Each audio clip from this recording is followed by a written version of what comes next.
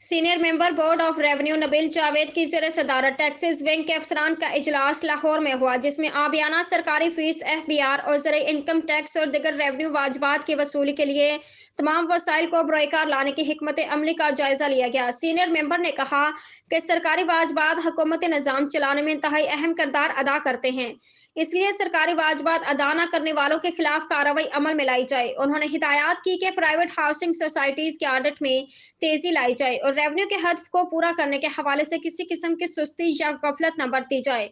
उन्होंने कहा कि डिप्टी कमिश्नर्स रिकवरी के अमल की खुद निगरानी करें।